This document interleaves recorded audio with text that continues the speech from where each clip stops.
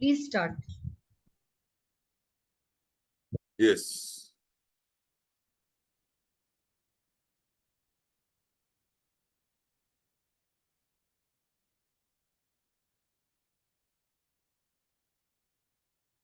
A pleasant day to everyone. Good morning, good afternoon, good evening to all the participants, those who are joined from the various corners of the globe.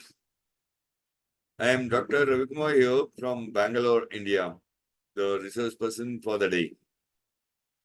I'm an army veteran who did serve in the Indian Army for 30 long years from 1977 to 2007. And then from 2007 till now, for the last almost 18 years, I'm into training and development. Presently, I am an internationally certified master trainer for many domains and many verticals.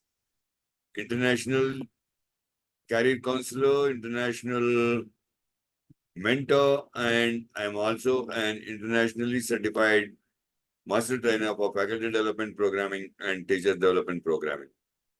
I am also a spiritual trainer who trains on meditation, pranayama, and mudra and yoga. I am also a naturotherapist and also a Reiki healer. I am also a spiritual preacher.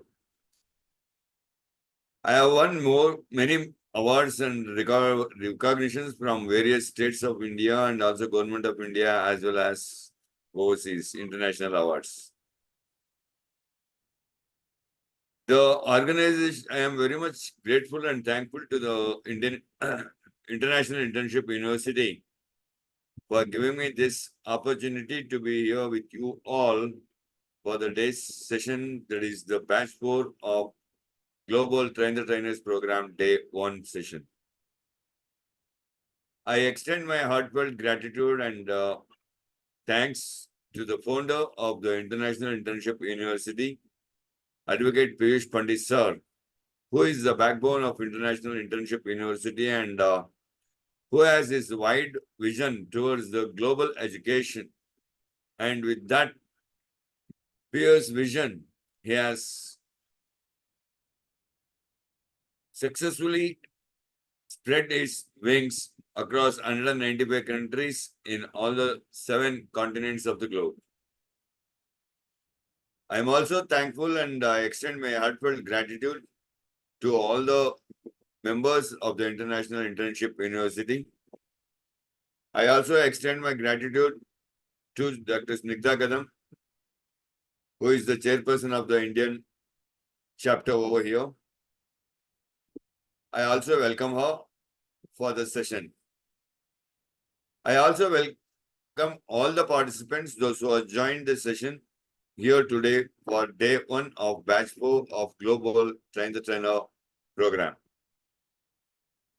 Thank you so much for each and everyone to be here, and for the next an hour and a half or 2 hours or so, we will be taking you through the basics of a trainer. What are the requirements and needs to become a global trainer? Thank you so much, ma'am. May I request you to please share the screen, please?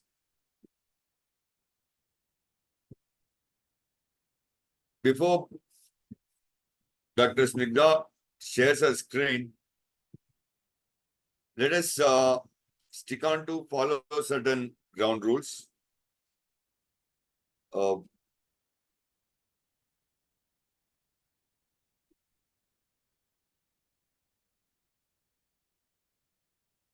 so welcome for the session of day 1 for the Certified Global Trainers Training Program.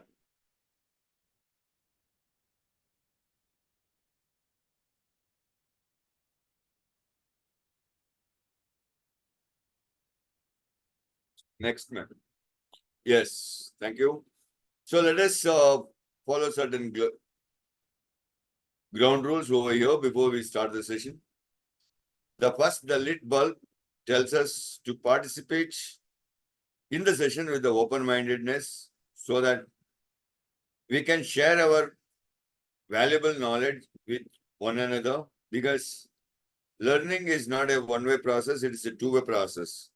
So let us not hesitate from sharing our knowledge with others so that when we share the knowledge, it gets expanded and it returns back to us doubled.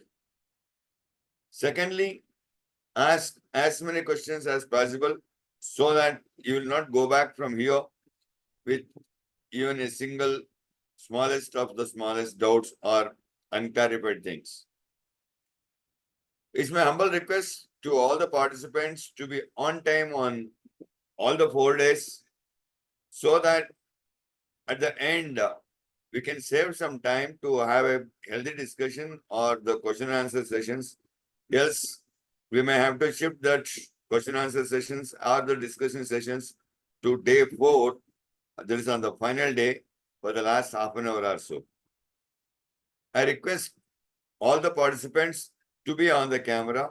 Please do open your camera so that we can have a live interactive session here today. Also, I request all the participants to actively participate in the interaction so that we will be more clarified about the session that we are going to get today. Another humble submission with all the participants, last but not the least, please do keep your mobiles on silent mode and keep them aside so that your attention is not diverted and you will be able to focus on the learning session. Thank you so much.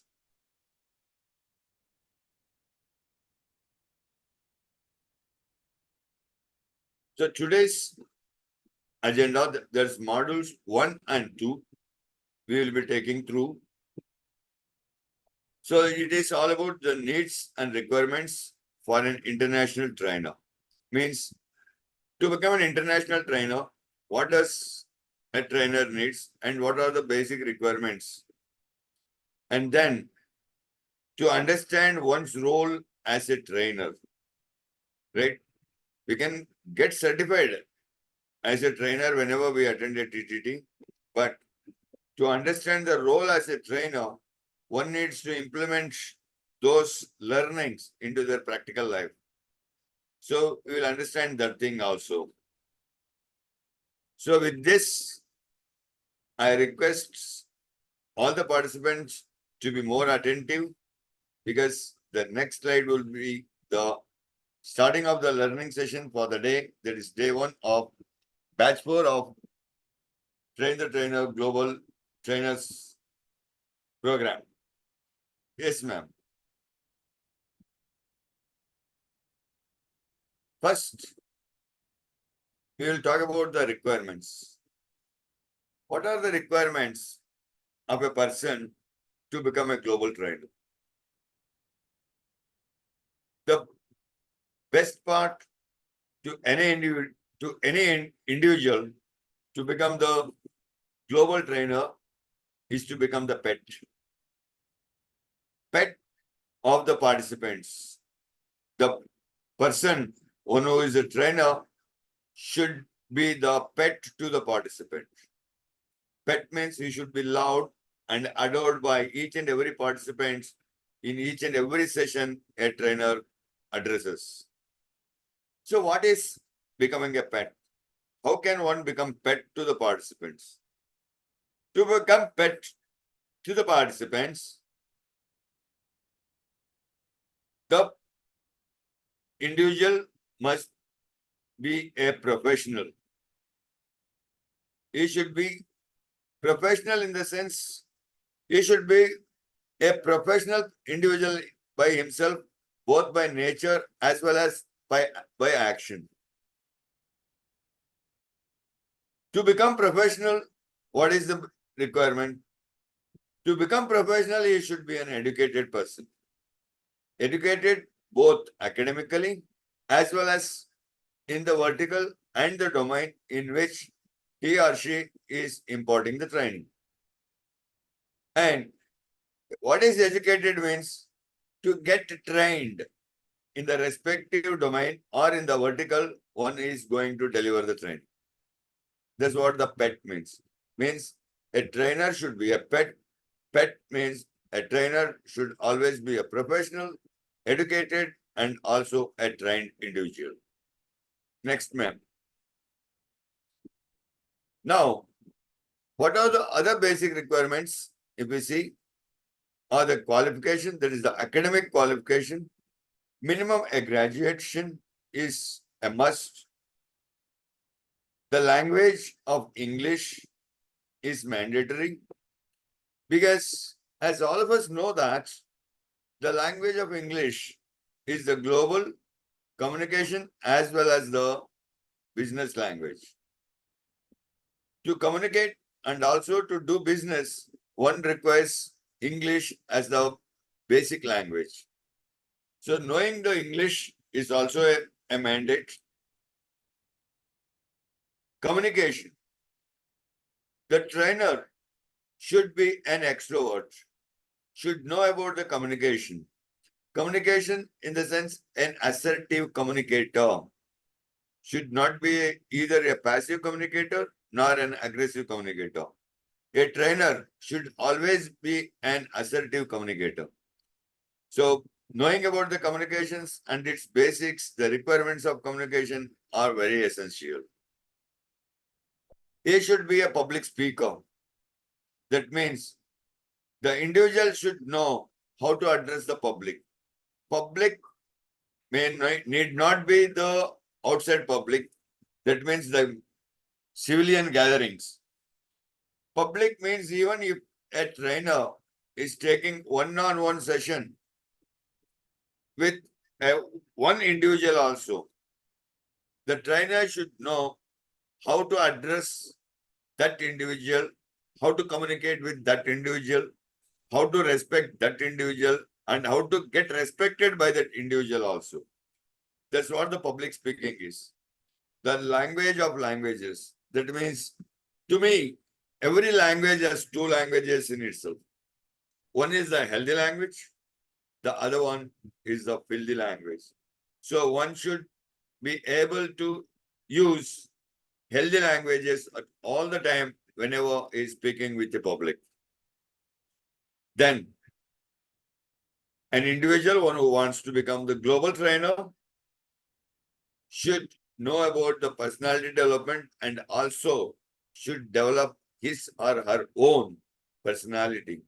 That is, in the ways of understanding the grooming part of it, trainers' ethics and etiquettes, social ethics and etiquettes, all these sort of things. Then, should be confident enough to understand the day's topic, to acquire the 360-degree knowledge about the day's topic on which he or she is delivering the training, and should be confident to answer any type of questions that are relevantly asked with respect to the day's topic by the participants. Should have the subject knowledge so that any queries or the doubts raised by the participants can be answered spontaneously. Should be well versed in soft skills as well as life skills, and should also know about the adult education.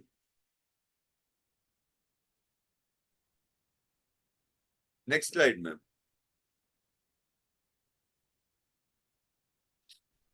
So let us understand what is the overview of a trainer. The overview of a trainer means who is a trainer, what a trainer should do. A trainer should always develop trust, should be able to deliver the training relevant to the day's topic, not getting diverged from the day's topic, even if the participants try to diverge the trainer. So having the control over the participants is also very essential, where I told you in the previous slide that having the 360-degree knowledge about the topic is very essential. And a trainer should be an architect, should be very much knowing how to articulate the day's training, because same topic can be delivered in different ways by different people. When different people delivers the same topic in different ways, because every individual has their own articulation of delivering the speech and delivering the article, enacting themselves to make the participants understand about the topic. So a trainer should also be a good architect, should be an intellectual. So an intellectual here means it is not a highly educated like a post-graduation or MPhil or PhD or doctorate. Not that is not. I told you a basic or a minimum requirement should be a graduate. So here within the bracket I have mentioned three things. One is LI, second one is IL, the third one is LL. What is IL? IL stands for, sorry, what is LI? Literated, illiterate. LI means literated, illiterate. An individual may be very highly literate, but if that individual doesn't know about the social skills, doesn't know about the life skills, and also haven't have the ability to implement those academic learnings into his practical life and doesn't understand the practicability of the knowledge that has been acquired through the academics, becomes an literated illiterate. Second one is the IL, illiterated literate. Many people are illiterate, but they are literate by the knowledge, by wisdom, by their behavior, by their attitude, by their character. They may not be knowing how to read and write, but they know the and understand the culture, ethics, and etiquettes of the world very well. The third one is literatedly literate. That means a person who is literated as well and also one who has implied or brought his academic knowledge into the practicability of the life and has experienced the learnings of his academic career and has gained many things out of that experience. That is the experiential language. One who has experienced the life skills by facing so many challenges, issues in the life and overcoming those challenges and lives. One who is well versed with the experiential knowledge becomes the LL, that is literatedly literate person. So that's what an intellectual means. So a trainer should be an LL. Next, N stands for non-discriminative. A trainer should not have the bias whatsoever, whosoever, wheresoever it may be, or whensoever it may be. He should be totally a non-discriminative person. Should not have bias of designation, religion, gender, or whatsoever it is. A trainer should be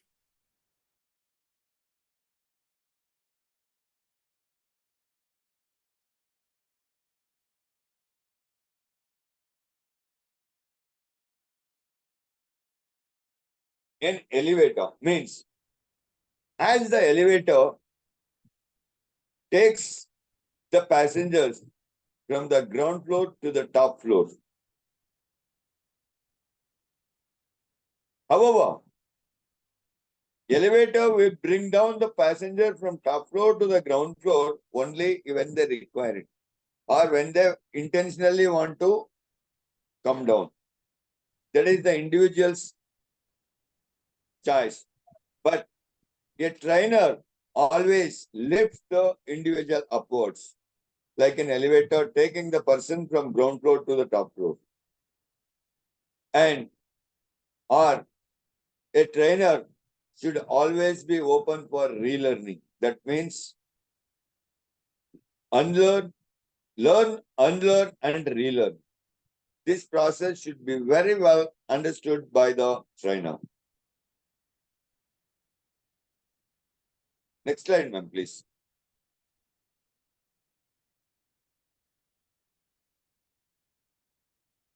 Then the second point or the second point on the overview of a trainer is that a trainer should be polite, humble, and a human as well. So what does this being polite means?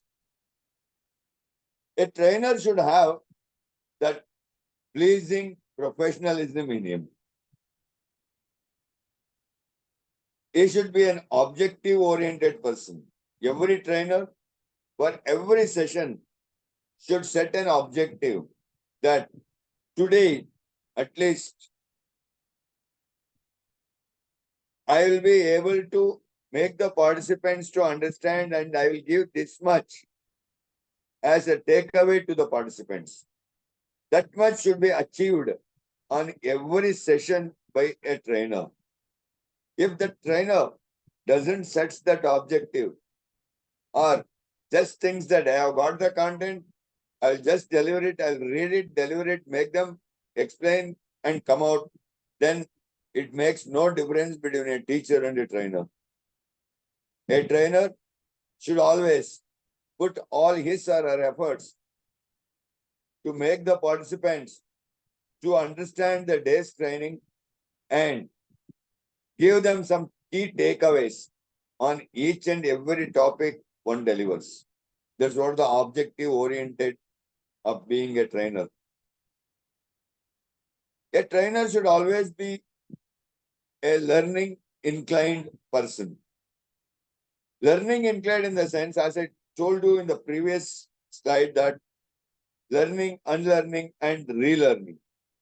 So, whatsoever the new thing is being said, should be inclined towards learning it, should be inclined towards exploring the learned things and learn many more new things to get updated about the day-to-day's requirements or the day-to-day's trends that are needed to make the trainer more knowledgeable.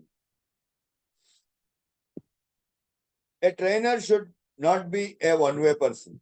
He should be very interactive, very reciprocative, should be able to understand each and every question that is asked by a participant and able to interact with the participant in such a way that participants feels very happy about the trainer and the trainer becomes a pet to that participant. To that level, a trainer should be interactive. And also a trainer should be transparent.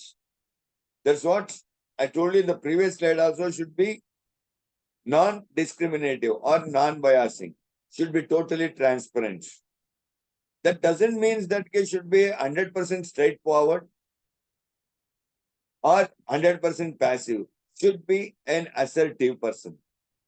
And last but not the least, a trainer should always be empathetic, should know what is the requirement, what is the level of the understanding of each and every participant, and should be able to focus on the weakest of the weakest participant of the group and lift that weakest of the weakest participant of the group to the level of the average participant of the group and average participant to the above average participants level. That's what, that much empathy, that much passion should be there in a trainer's mind. So only when a person is having all these qualities to be delivered and to be implemented in his own life, that means a trainer should walk the talk. Next slide, ma'am.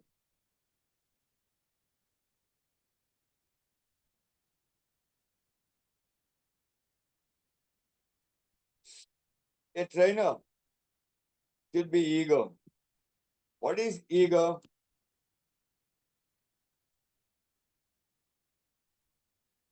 Ego means a trainer should be an enthusiast. He should be enthusiastic in delivering the training. He should be enthusiastic to understand the requirements and the needs of the participants.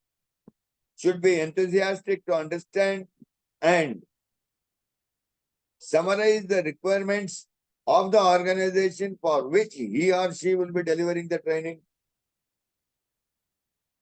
Should have the gratitude to be extended to all the stakeholders, including the participants, for being so much cooperatively participative in the session and having got the session to deliver and make his life go ahead and climb up the ladder in the professional career.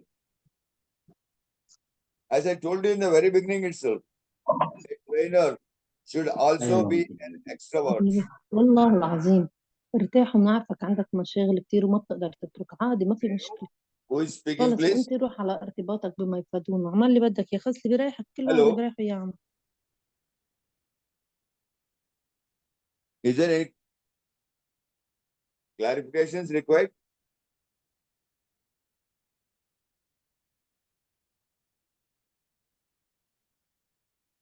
Hello. I think you can continue, sir, because they have placed on mute. Sir, I muted her. You please continue. Okay. Thank you. Thank you so much, sir. Thank you. Thank you, ma'am. So as I was saying you that a trainer should be an extrovert. The trainer should not be an introvert. Extrovert in the sense it should not be over extrovert. Right? Thank you, sir. Thank you, ANR, sir. Thank you so much for clarifying. Extrovert in the sense should be able to clearly interact with each and every participants of the session. And also should be able to understand the each and every participant's requirements and also should be able to understand the level of the participants' understanding. Only when a trainer is capable of understanding the level of understanding of a trainer participant, only then a trainer can be a successful trainer because he can uplift or upbring or upskill the below average participant also to the level of an average participant. That's how everyone can be striving hard to make the entire participants group to come to the level of at least to the average level, not though to the above average level. So that being an educator, a trainer is an educator, one who educates the participants with practical implications. That's what a trainer is. He's not a teacher, one who just delivers whatever is there in the textbook and gives the notes and come back. A trainer makes the participant to implement those things, those learnings into the practical life and see what is the outcome of it. What are the both the sides, negative and positive sides of the learning? Which has the more effect, whether the negative side has the more effect or the positive side of the more effect. And how should that learning should be taken in an assertive manner and go ahead. That's what is the role of a trainer is. And a trainer should always be reciprocative and realistic. A trainer should always be reciprocative. The learning cannot be a one-way one because learning is always a two-way platform and it happens only with the interaction. If the trainer doesn't reciprocate to any one of the participant also, then the participants' morale goes down, means it will be like a stale fish in the pond of many fish. So one should reciprocate with each and every and realistic. Whatever the learnings the trainer imparts, whatever the examples that he takes during the training session to make the participant understand it, make the participants to visualize those learnings and realize what is exactly there in that learning. That means those things should be very realistic. It cannot be just what do you call it as a built-on story. Next, ma'am.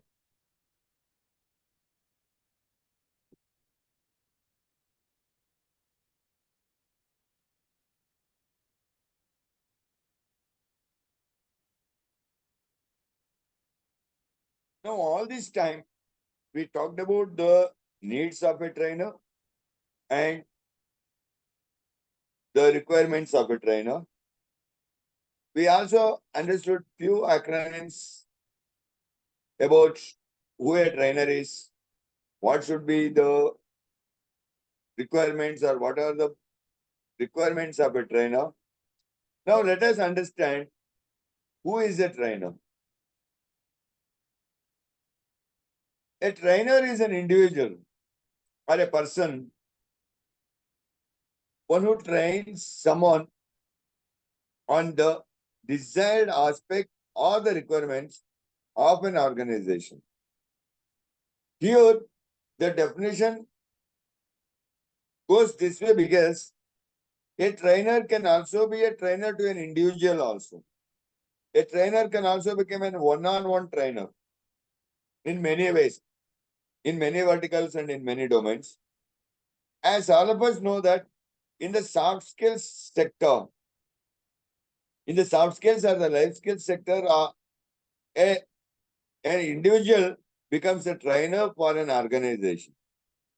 So to become the trainer of an organization, it is the basic requirement or the preliminary requirement of a trainer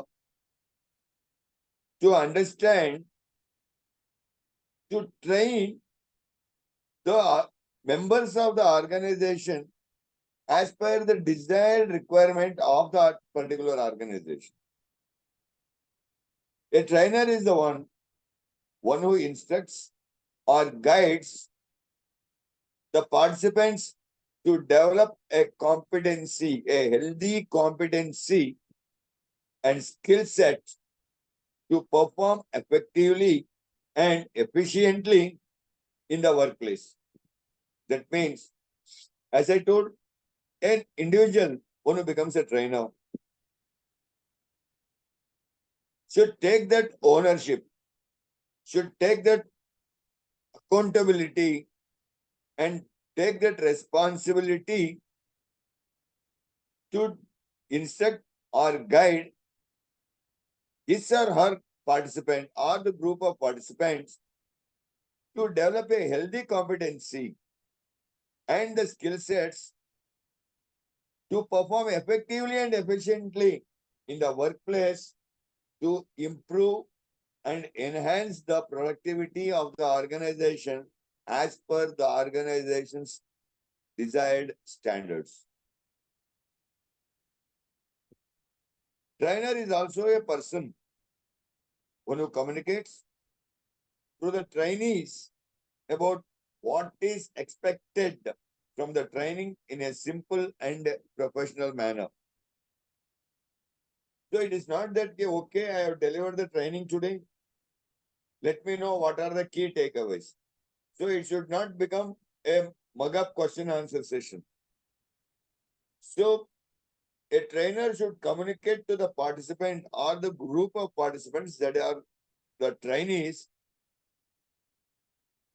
to make them understand what does a trainer expects back from the trainee after the training is delivered. The two in a simple and a professional manner. So what is professionalism of a trainer? So to understand that a trainer himself or herself should question by himself or herself these questions. Next slide, ma'am. The first and foremost question is that what makes him or her unique? That means what makes you unique? What is that uniqueness in you that you want to become a trainer? Or what is that uniqueness in you that you want to recognize yourself as a trainer? Identify the uniqueness. Uniqueness in a particular skill set, in a particular domain, in a particular vertical. Expertise yourself in a particular domain, in a particular vertical, on a particular topic. So, because on a particular domain, in one domain, one vertical, there will be hundreds and thousands of trainers. But why should the training company hire you only as a trainer? What is that uniqueness that is there in you? Identify that uniqueness to become a professional. Ma'am, next slide.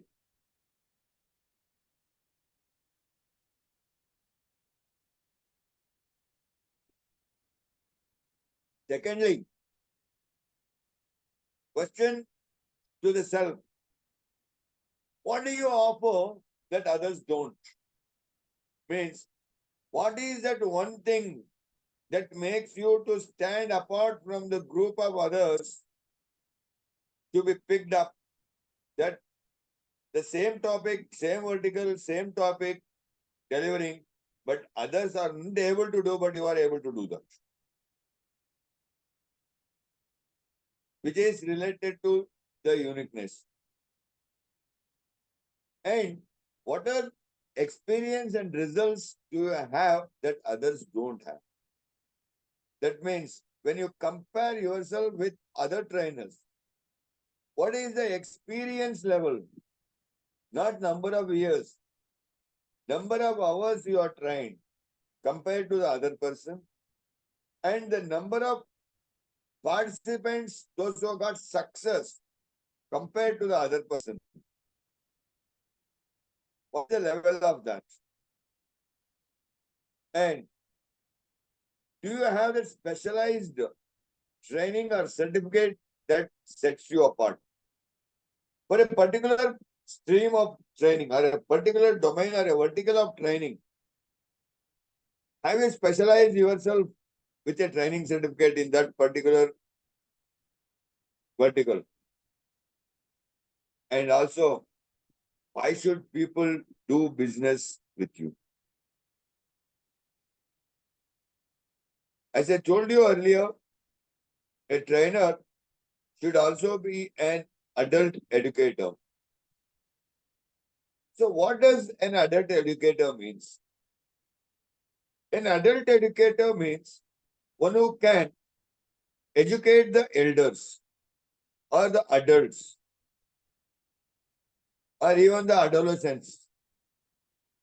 When a person understands the level of delivering the training to an individual from the level of adolescence to the level of senior adults.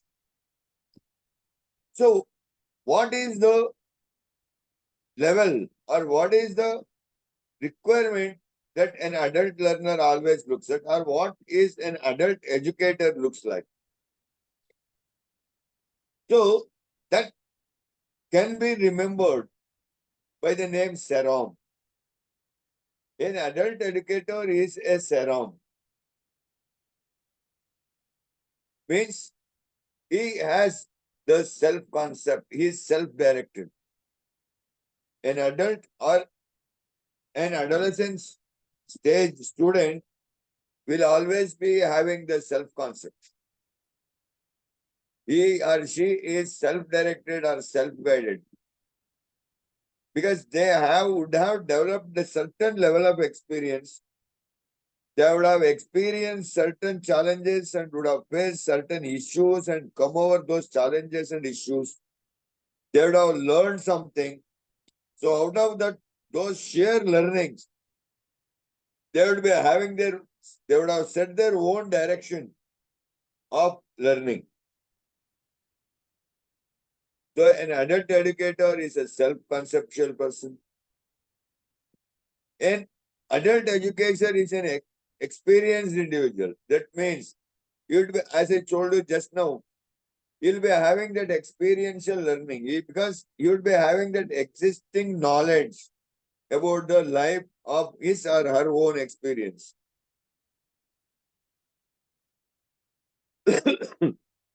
The another challenge about the adult learner is readiness to learn, develop the role of becoming a student. There's another challenge about the adult learner. That means it is a challenge for the trainer to make them understand that, yes, you know, you are a learned person. Still, this much gap is there. If you fill these gaps, you will become much more educated. That skill, that ability, or that technique should be understood by the trainer to make the adult learner to become a polite learner. And there is always a setback in the orientation to learning. That means to solve the current problem. They think, okay, last time I had this problem, so I had solved this time, whatever the problem comes, I'll solve it. I don't want anything extra from anyone. I don't want to learn anything extra from anyone. Until and unless they face the challenges, face the failure, and feel the pain of the failure, till then, they won't listen to us. So, a trainer should be capable of making the participant, that means the adult learner, to understand what are the pros and cons of the adult learning and how that should be taken ahead. And finally, the motivation to learn is another big factor. A trainer should be able to inspire, to develop the motivation in the adult learner to learn more things. Next slide, ma'am. So, these characteristics of an adult learner, if we take that with the thing, how it can be resolved or how it can be understood. It could be understood by the Cobb's learning style. Cobb's learning style is a system where this adult learning can be easily understood and we can impart the training to the adults in a very comfortable way. So, effective learning is seen when a person progresses through a cycle of 4 stages. What are those 4 stages? That means when that learning would be very much effective, when any individual passes through this 4 stages cycle. What is that cycle? The first one is having the experience. Second, reflection. Third, the conceptualization. And the fourth, ability to test. So let us understand what is experience. Having a concrete level of experience, which is followed by observation and reflection on that experience, that leads to the formation of abstract concepts, that is the analysis. You will become a self-analyzer, and generalization, and one who can come to certain conclusions, and which are then used to test a hypothesis in future situations, resulting in new experiences. This is what the adult learning style is. So as per the experiential learning cycle, these 4 stages, next slide, ma'am, please, can be seen like this. What is that concrete experience? The concrete experience means a new experience. This is a very new experience, or a situation is encountered. When a new situation, when an absolutely new situation is encountered, or reinterpretation of the existing experience happens. and there's a learning happening through these three stages. That is, that experiential learning makes the person to believe and implement those learnings in his or her lifestyle. That is what is concrete experience. Ma'am, can you go to next slide, please? And then the reflective observation. The reflective observation of the new experience means when the person gets into this concrete learning, what is that new experience one gets of a particular importance or any inconsistencies between the experience and the understanding. Sir, I think the slide hasn't changed yet. Yeah, 1 second. Ma'am, can you please change the slide? Yes, ma'am. Thank you.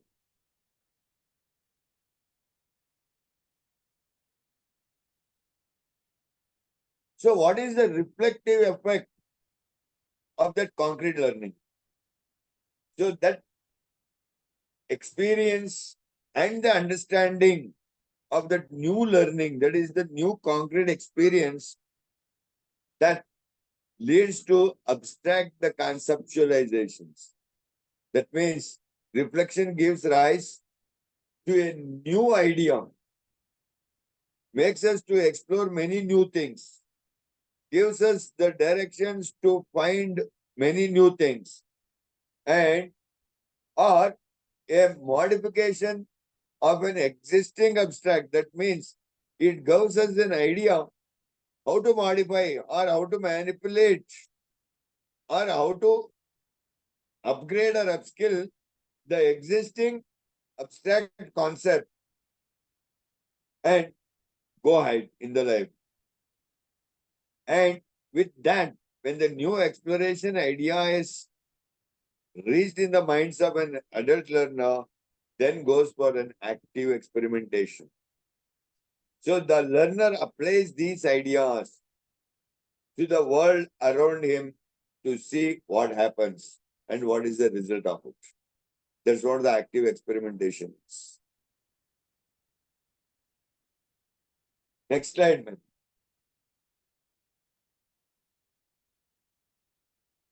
So if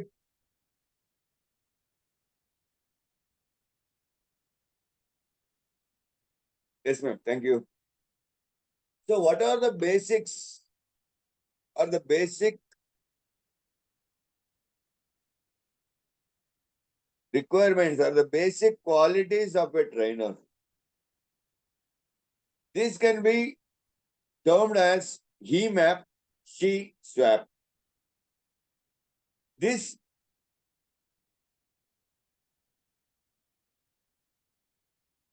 he map, she swap tells us about the basic requirements of the 12 characters or the 12 characteristics a trainer should develop.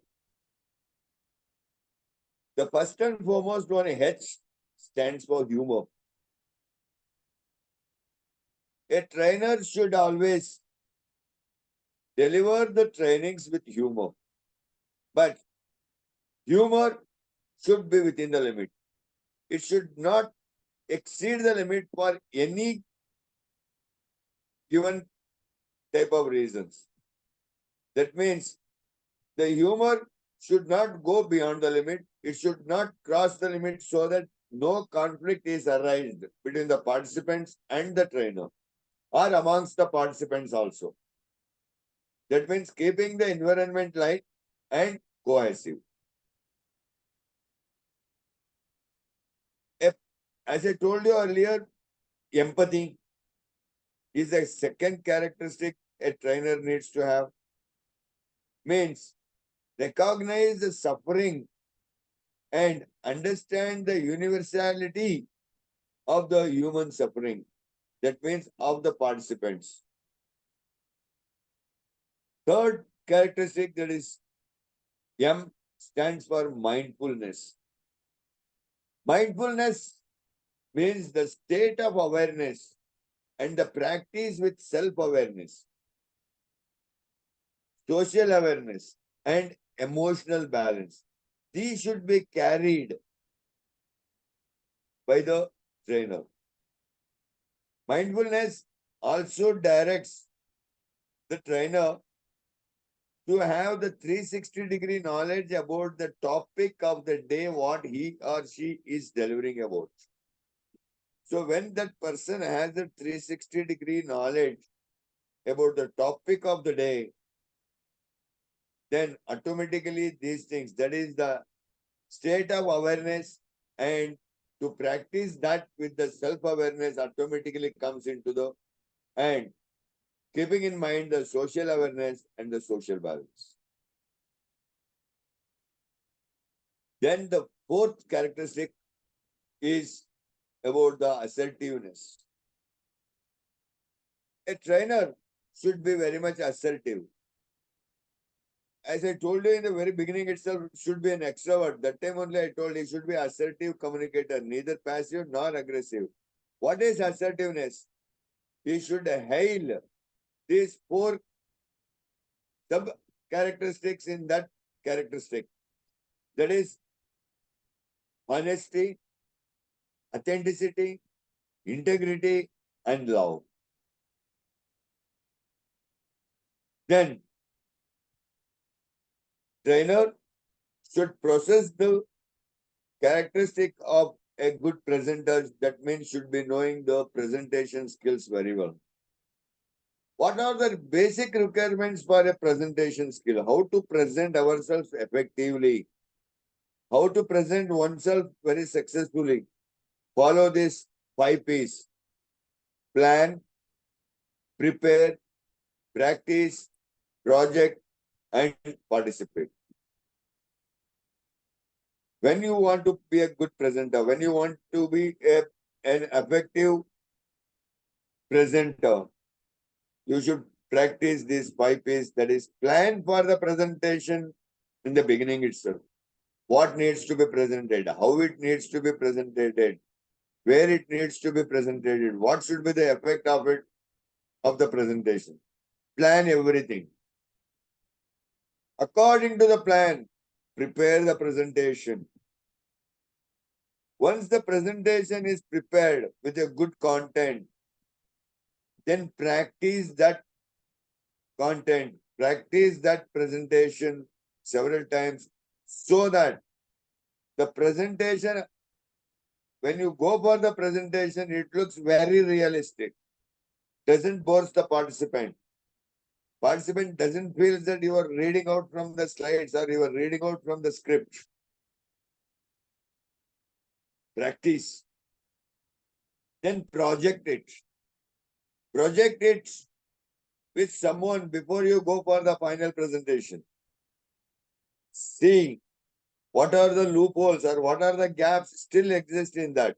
Once you project with your nearer and dear ones, they'll be able to give you the frank feedback, very constructive feedback. Fill those gaps and participate in the presentation. Next slide, ma'am.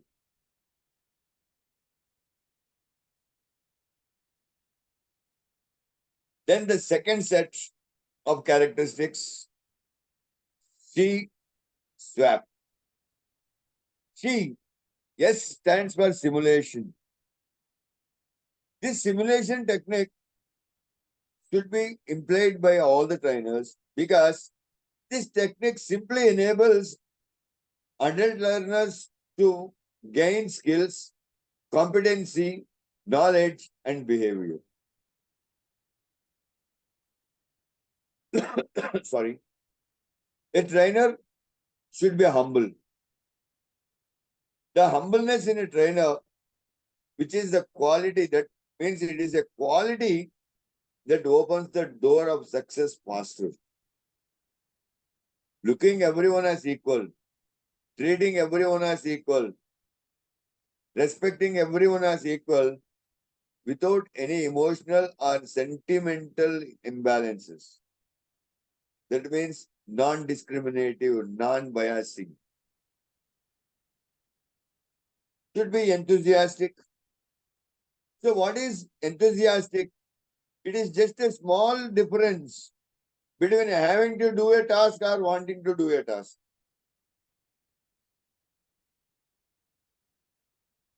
That means when a person intends to do something with two differentiations, one is having to do a task.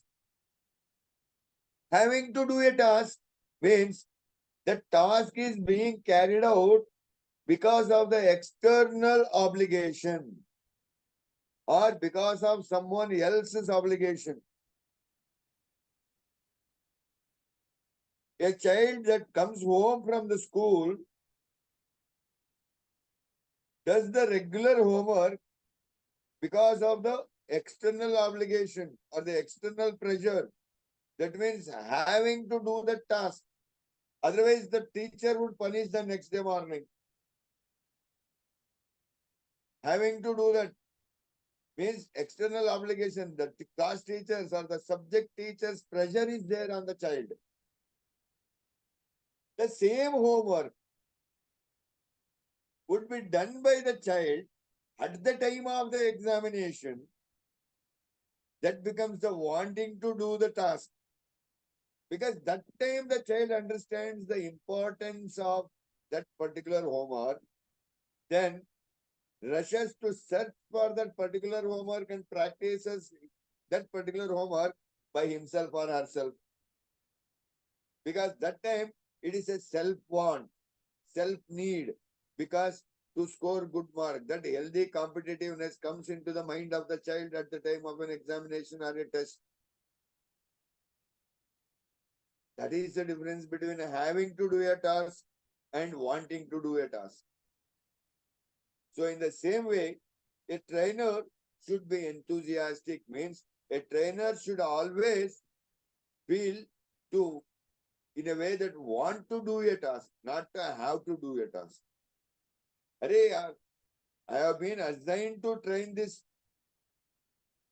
particular bunch of students for leadership skills.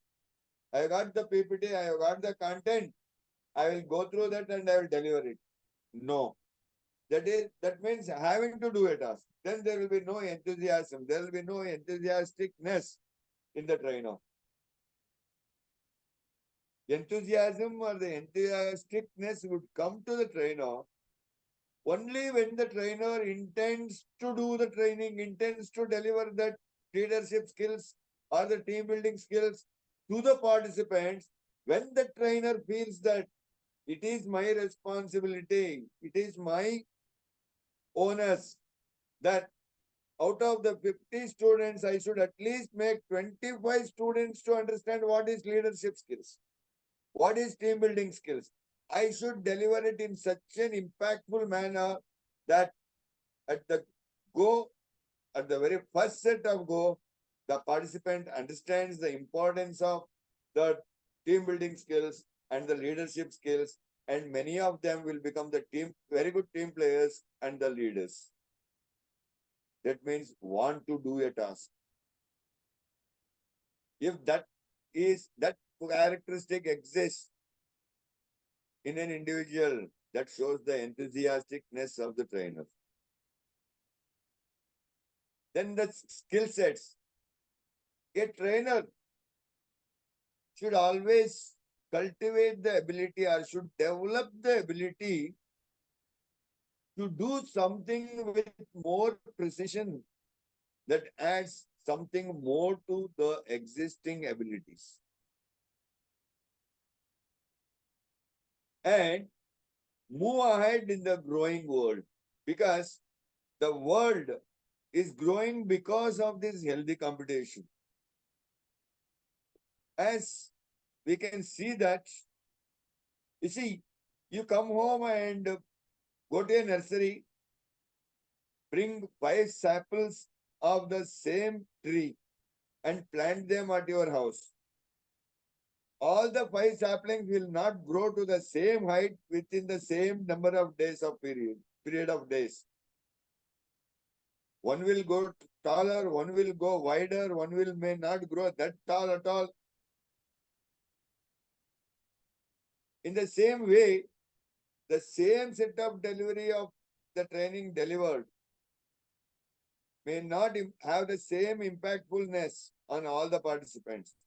But if the trainer develops something, some ability to develop himself or herself, like the out of the five saplings, one sapling growing taller and stronger, when the same amount of feeding is fed to the sampling, that specialization, that ability, that special ability should be imbibed by self. It cannot be imbibed through external forces. It is a self inclination to grow that ability in the mindsets. So that characteristic should be there in a trainer. Then the W is a willingness. Willingness to deliver, willingness to learn, willingness to see to it that the participants takes minimum this many takeaways. That means willingness. It is a quality. It is a quality of a skill set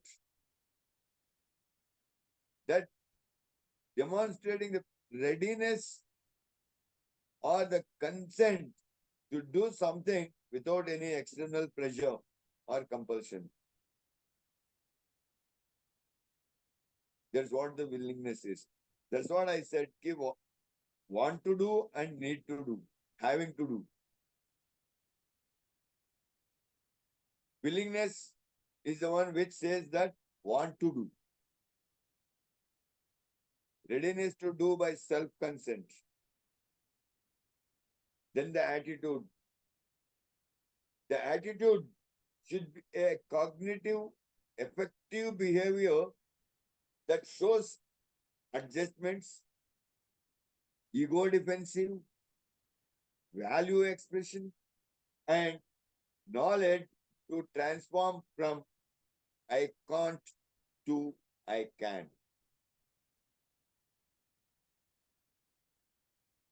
So that's what the attitude is. Attitude, one thing I would like to tell you here or mention you here,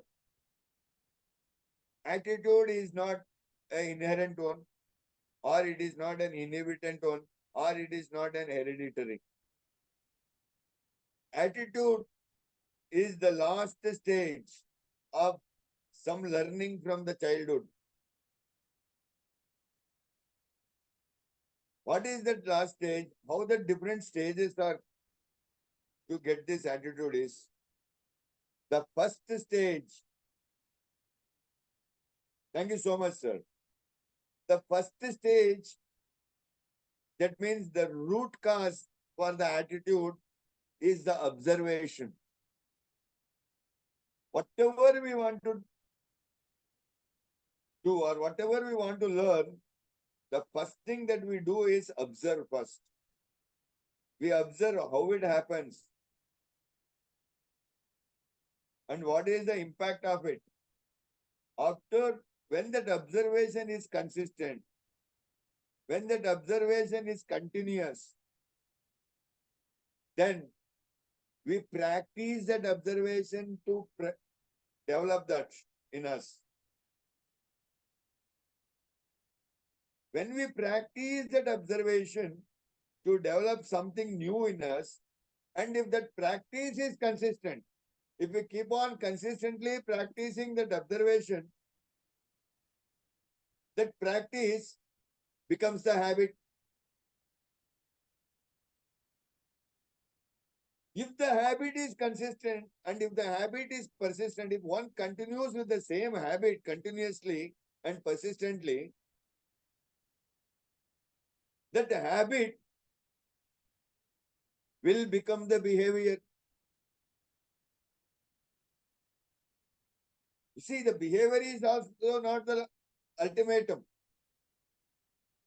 If that behavior is consistent or if the behavior continuously becomes very persistent in a person, that behavior turns to be the conduct of that person. That's where we come to conclude that the person's conduct is so good or so bad.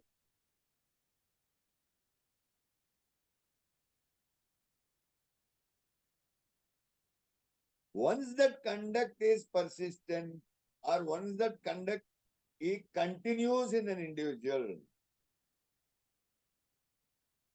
then that conduct becomes the attitude of that person.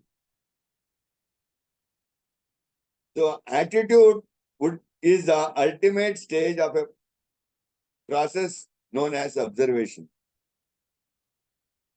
So that attitude, that is why I told that it is a cognitive effect of behavior. Correct me if I am wrong. The corrections or the additions, something you want to add for this are most welcome. I am also a keen learner. I am very young when I come to the part of learning. That cognitive observation, so cognitive effective behavior that shows the adjustment. That means whether I can be cooperative, I can be cohesive with the person or with the situation or with the circumstance. And if the person is ego defensive, means he defends his own or her own ego and expresses the value of that value expression and the knowledge to transform himself or herself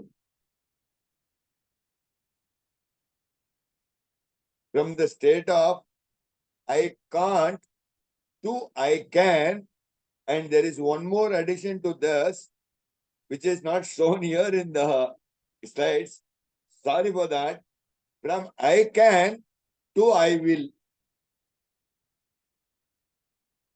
From I can to I will. That is the attitude. Last but not the least, characteristic a trainer should possess or cultivate or develop or inculcate in himself or herself is the passion. Many trainers have cross-questioned me in the offline sessions many times whenever I do this train the trainer programs. Sir, what is the difference between a passion and the willingness? Can any of the participants, without looking at the slide or without understanding my writings of the slide, put spontaneously what is the difference between willingness and passion? Right? A Actually, something. willingness, ma'am, please. A willingness is a demonstration or the quality or the readiness to do something. Whereas a passion, it is an intellectual and an emotional and a physical drive. See the difference? A passion is an intellectual, emotional, and a physical drive that generates positive actions through heart, mind, and body to make something possible. Where that means the entire body, an entire human is involved in that. That's what the difference between willingness and passion. Next slide, ma'am, please. So, next, one aspect, any trainer wants to become a trainer to the global level or to any level for that matter, not only to become a global trainer, need to understand what is TNA and what is TNI. TNA means training need analysis and TNI means training need identification. So, what is a training need analysis and how to perform it? There is one set of a question that we need to check with. And what is the training need identification? And what is the difference between training need analysis and training need identification? There is another set of questions we need to understand in detail.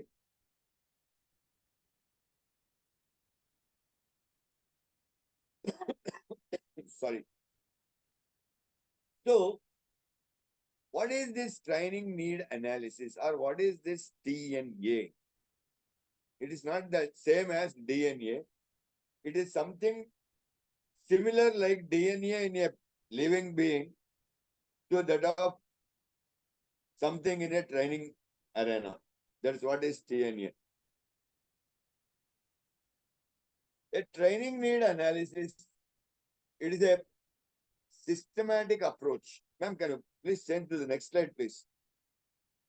It is a systematic approach for determining what training needs to be imparted or what training needs to take place. That means it is a method or it is a process or it is a systematic approach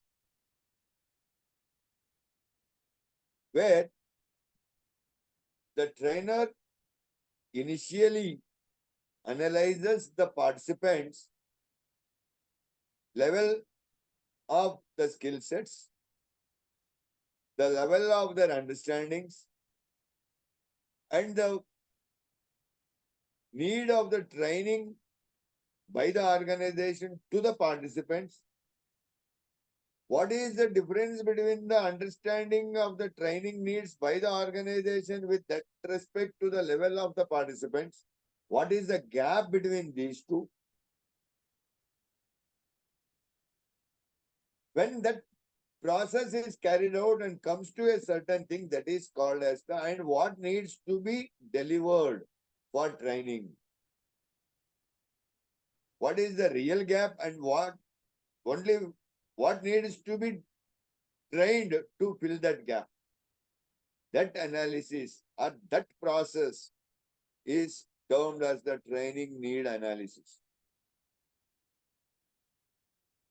It is a method of determining whether a training need exists. That means it is not very simply that just for the namesake or just for the sake of doing a training, an organization is inviting you to do the training and for the namesake you do the training and go. No, TNA is not required for that. That is just to complete the paperwork. But training means not that. Training means it should have some impact on the participants to develop their skill, upgrade their skill sets. So it is a method of determining whether a training need really exists, whether the training need of the training really exists in that organization for those participants, and if at all, if it does exist, what training is required to fill the gap? That should be understood. That should be analyzed. That is what is TNA. It also seeks to identify accurately the levels of present situation in the target surveys, interviews, observations, etc. Then the gaps identified. What are the needs that need to be implemented or imparted as a training to the participants of the organization?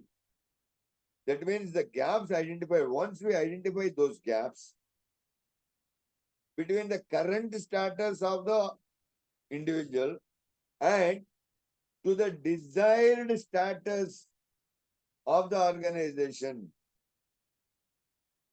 What is the current status of the employees of the organization to that? What is the gap between the current status of the individuals or the employees of the organization to that of the desired status of the organization.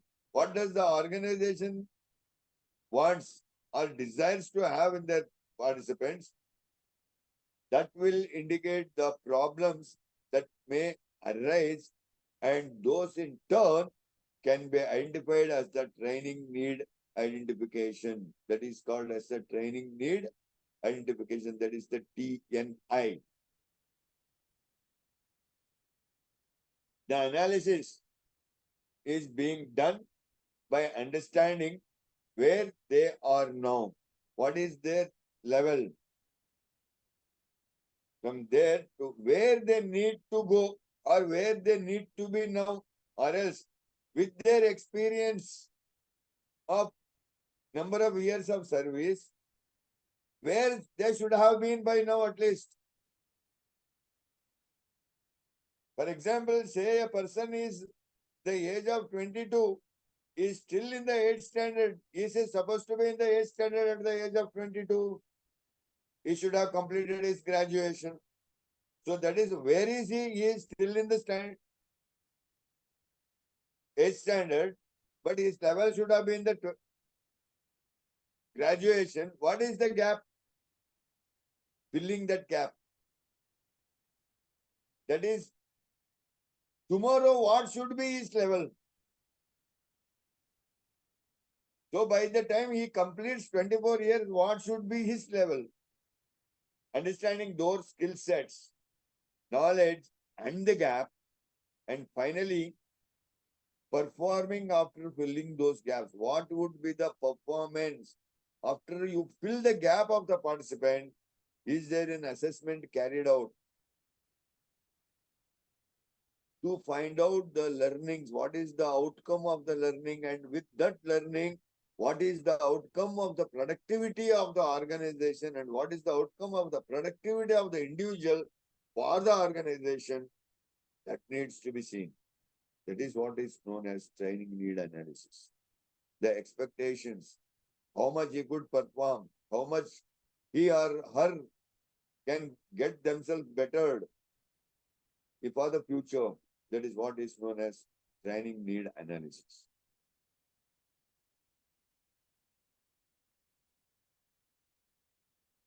Now, there are 9 steps we can understand for conducting this training need analysis. Ma'am, the next step, I think it should be in the next slide. 9 steps for training need analysis.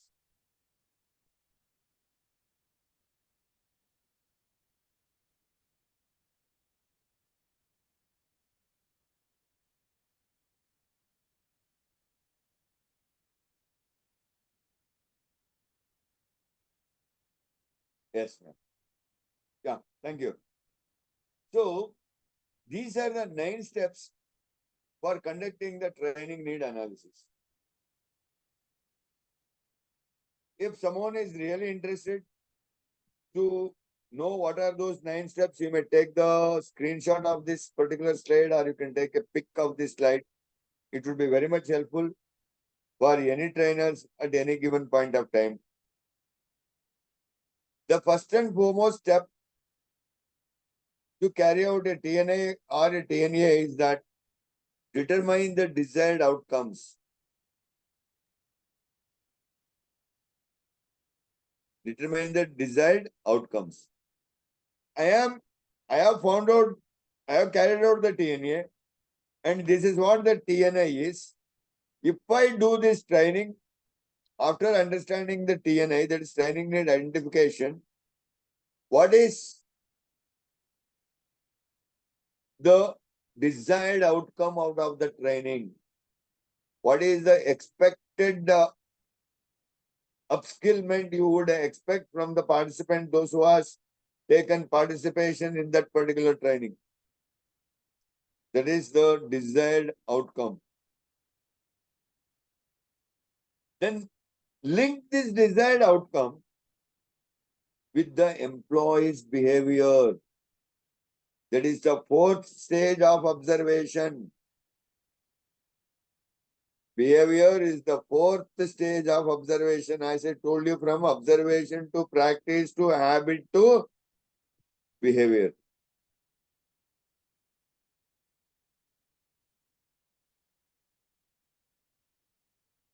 After you compare, after you link this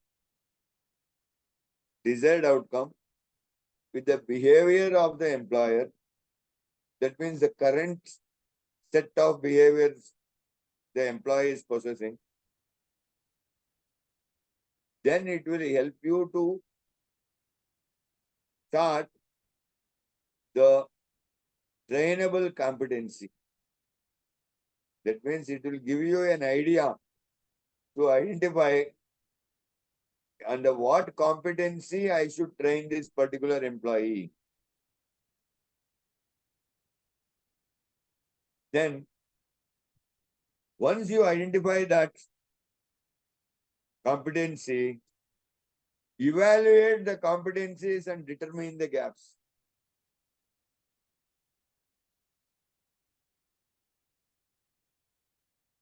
Once you determine the gaps, now start prioritizing the training gaps. It cannot be done in a haphazard manner, or it cannot be done in a haphazard schedules or set of things. It should be prioritized. What should go first and what should go next.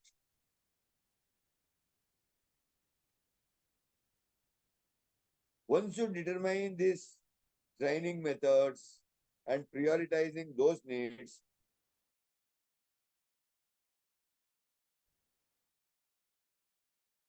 then which is very, very, very important. What is the cost benefit analysis? For a simple understanding, I will let you know how much fees you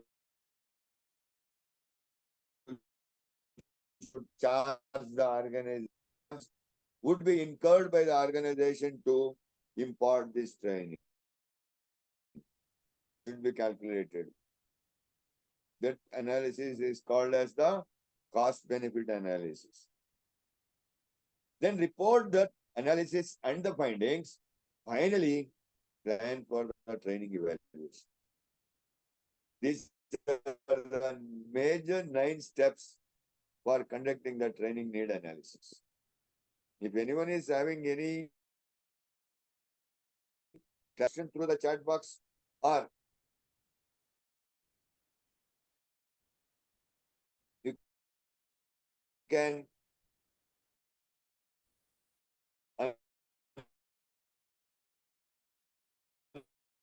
unmute yourself forward. Sorry. Thank you very much, sir. Excellent coverage on this. Training outcomes depends greatly on the interest, involvement, and the participation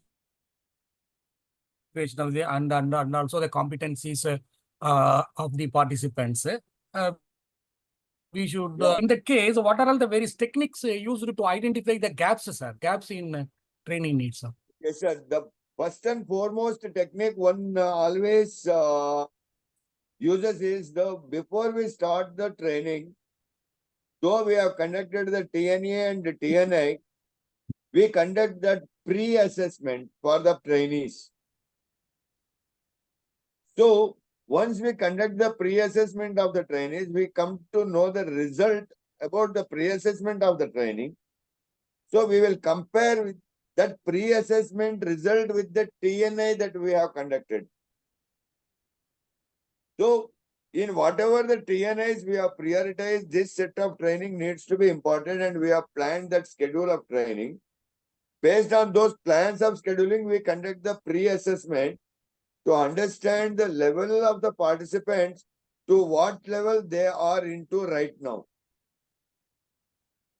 Once we understand that, accordingly, we plan our deliveries of the trainings to the participants, and we see to it that they implement those learnings into their practical life. And once they do that, after the training is over, we conduct a post-assessment session. This post-assessment technique would be much more stringent or much more stricter than what the pre-assessment would be. So in the post-assessment session, we will come to know that what was the level before the training of the participant and what is the current level. And that result will be given to the L&D head of the particular organization, because any learning cannot be implemented overnight. It takes some gradual time to develop those things. So the L&D teams will have to have an internal assessors, or they can appoint an external trainer also as an assessor to come and assess the progress of the employee once in a fortnight or once in a month, as and when they want to, or the easy frequency level that they have. This is one of the best technique that is being used in today's trend across the corporates to assess the development of the skill sets of the participants. This is what the technique that we need to carry out. Thank you, sir. Thank you, sir. Actually, the training content also needs to be revised then and then based on the desired outcomes, sir. Yes, sir. Of course, training contents needs to be upgraded as per the training need. We are already done with that. Yes, sir. We have some, normally we used to give these formats or standard checklist or some observation points in the to go for this post training also. So then only we can come to a conclusion whether these training deliveries are effective. Sir, the format is just a template, right? Format is just a template, like it is just like practicing a last year's question paper for getting prepared for this year's examination. But whatever the pre-assessment and the post-assessment a trainer carries out at the organizational level, the result of it, initially the academic or the learning knowledge will be calculated or evaluated. Post a month, after 1 month of experience of implementing those, that experiential level assessment would be carried out at the organizational level. So for that, there would be a supervisor staff, one who would also be the part of this training in the organization, who would implement the timely training implementation to the required participants. That's what the technique is. That's what the process is. That's how it goes. So once that is being done, after a certain period of days, then they will have an internal assessment, and that internal assessment, after they carry out, they ask you for a next level of training. That's how the prioritization of the level of training is being carried out at each and every organization. Thank you, sir. Thank you, sir. Welcome, sir. I hope this answers your question. Yes, sir. Yes, sir. Yes, sir. Now it is Thank you, clear. sir. Thank you so much, sir. Ma'am, next slide, please. So then, the goal setting. A trainer should always set the goal. Goal for what? Not achieving the fame or the name. To achieve the fame or name, if you set the goal for that, to achieve that fame or name, the goal should be achieved. That's what the objective I told you in the very beginning. Should have the object to set the target. This is the target of the impact of my training.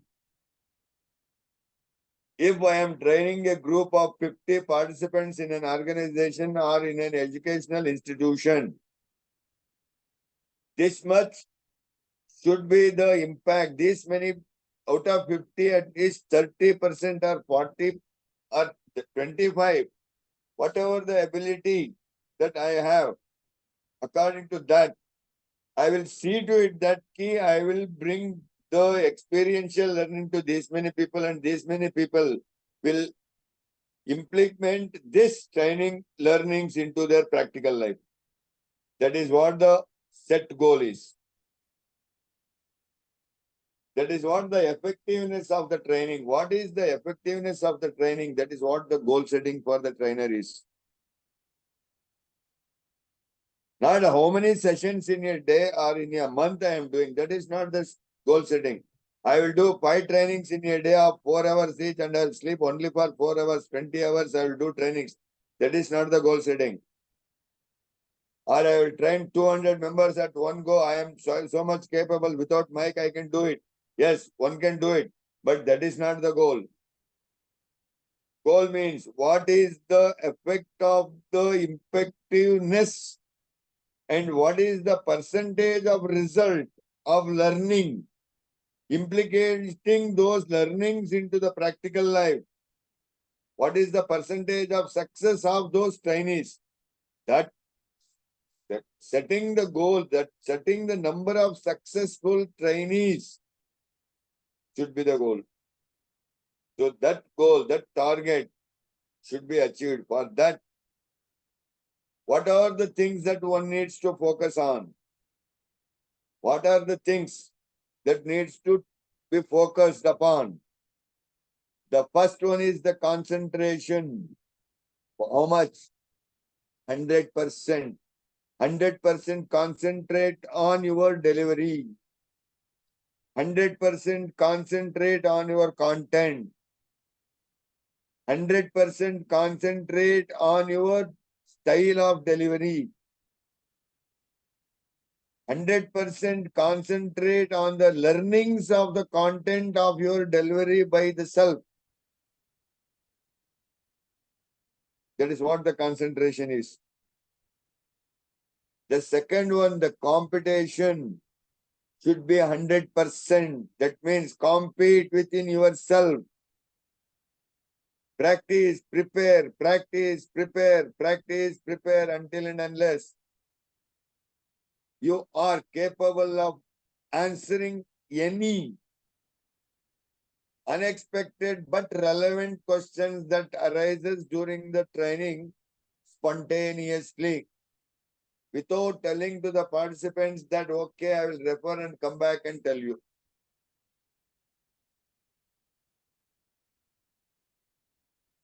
If you compete with yourself to that level and earn that status, that self status, what I call it as, if you come to that level, that means you are 100% fit for the competition of the outer world. The third C is the conquest. What is that? What are you going to conquest? That is the thought process. How much can you think to conquer many things? That is what the unique idea. That's what I told in the beginning. What is that uniqueness in you? That remains the question mark, very big question mark in every trainer of us, including me. Every one of us, it becomes a big question mark. What is my conquest level? Other two are 100%. We can put 100%. We can achieve 100%. But what is the percentage of conquest? Can I become a unique person? What is that unique idea that I have in me that people intend to learn from me? People demand me. People learn from me so fast. What is that? What can I conquest that thing? Can I conquer that? That type of goal we have to set and achieve that goal. That's what the goal setting is. Next slide, ma'am, please.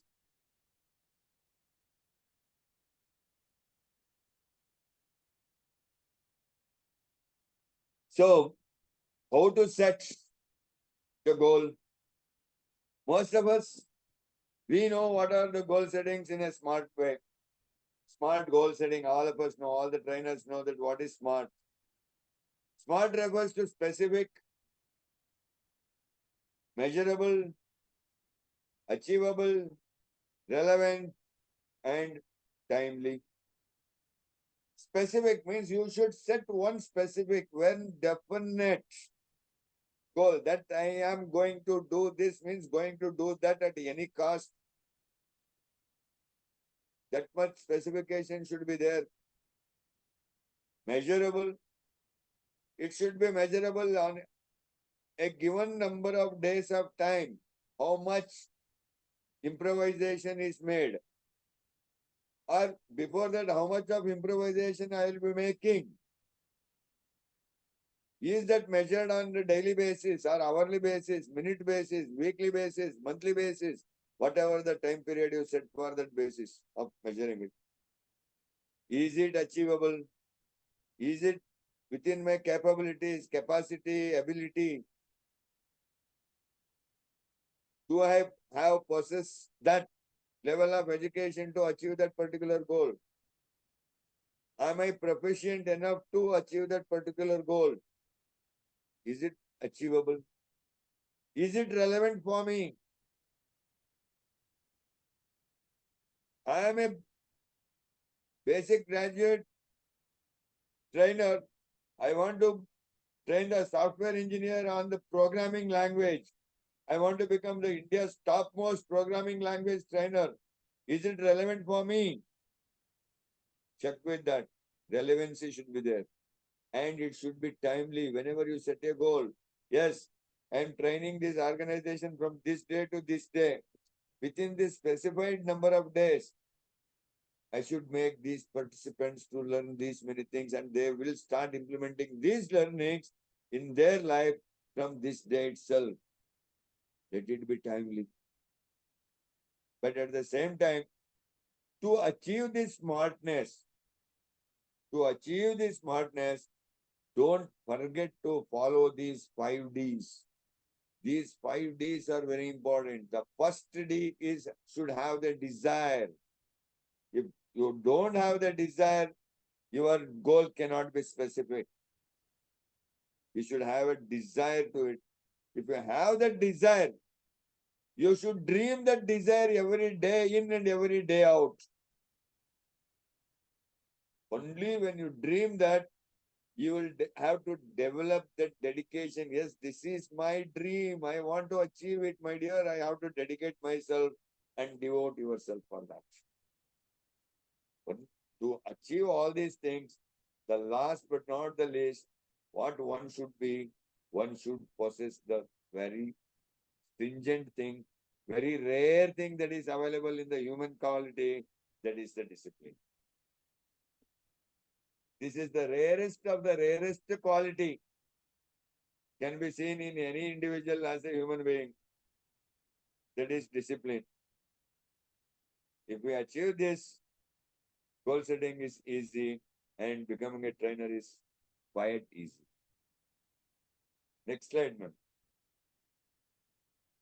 So, how to achieve your goal is left to you now, whether you want to give a try or you want to put in the effort. So, you want to know what, if you want to give a try, what will happen? So, let us see what is try and what is, if you want to put in the effort, then what is effort? So, try means taking rest yet. That means procrastination, or it can also be termed as the true reverse of yes, that is no. But if you put in the effort, that means effectively focusing forward and reaching the target, that is taking initiation. Now, the choice is yours. Now you understand what the choice is. Choice is check honesty on initiated chart encryption. That means whatever the chart you are prepared for achieving the goal, check honesty in that initiated by you to encrypt that particular chart. That's what the choice is. Now everything is left to you. How to go with that, how you plan it, and how you achieve it. Next slide, man. So, a trainer should always be a tech savvy, should know to design the curriculum, should be a master in teaching. That means in the learning process, should be knowing modern pedagogies as well, and should be a leader. And may I know if you all have time, can you please scribble down few lines about today's key learnings that you have learned today that would help me to improve myself and improve my teaching or the learning processes so that next batch can be benefited by that. Thank you so much for everyone. Please, or if you have any questions or queries, please do let me know.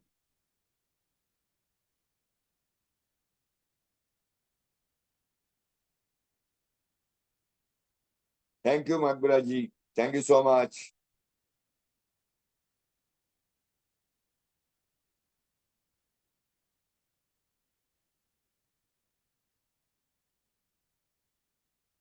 Thank you, everyone. Thank you, every participant. Thank you, every one of the International Internship University team members.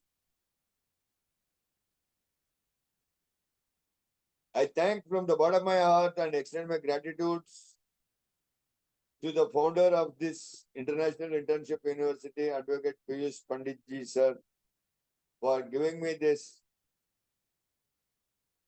honorable opportunity to be in between all of you, the great learned persons, to be the resource person of the day and be amongst you to learn more things from you. Thank you so much, everyone. Thanks a lot.